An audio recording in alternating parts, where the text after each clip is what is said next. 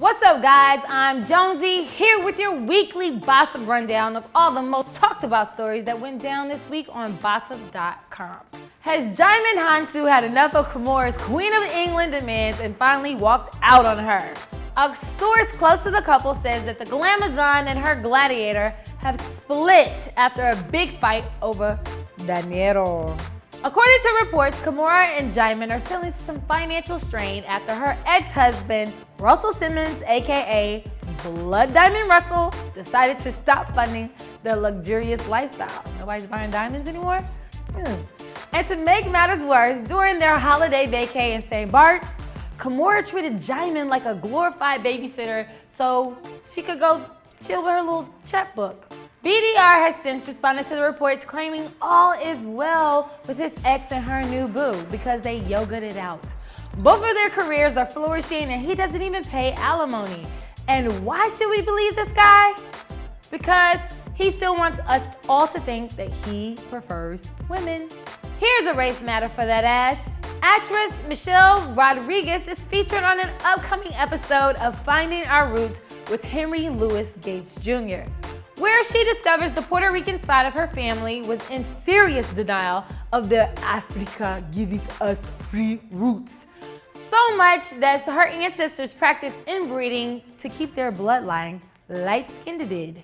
3 of her great-grandfathers were brothers, and many of her dad's ancestors married their first cousins in practice known as endogamy. Ew, that's just some dirty dog, okay? Ugh. The good news is Michelle doesn't share her family's values on race. After discovering she's 72% European, 21% Black, and 6% Native American, Michelle says, "I'm appalled. I'm European? Ew." And added, "I need to shoot over to Africa to get me some Mandingo and get in touch with my roots." Despite all the outrage over the death of 17-year-old Trayvon Martin by Neighbor Watch volunteer George Zimmerman, Black youth continue to be gunned down vigilante style. Just this week, we were devastated to learn of the death of 13-year-old Darius Simmons, who was shot to death while taking out the trash in front of his house in Milwaukee. His 75-year-old next-door neighbor, John Henry Spooner, that sounds pedophile-ish, he pulled the trigger on Darius after confronting him with a recent break-in at his home. But it was later discovered that Darius was at school when the burglary occurred. Darius' mom moved to the house just last month in hopes of living in a safer neighborhood where he could receive a better education. When is this senseless killing going to stop? What do we have to do to convince the world that Black lives are actually worth it? I mean, we are breathing here, people. Baby Beyonce's best friend, Gwyneth Paltrow, landed in hot this week after blasting the N-word to her 1 million Twitter followers.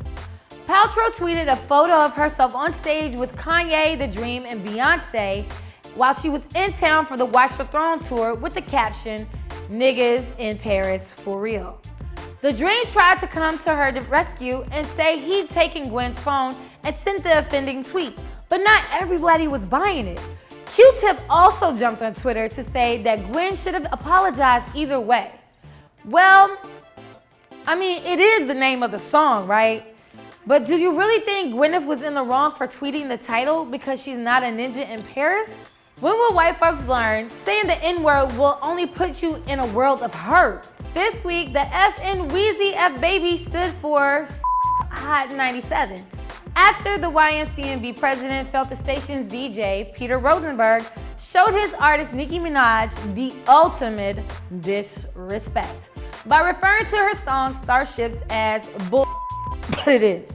When he introduced real hip-hop artist Kendrick Lamar on the Sub and Jam stage. The only problem?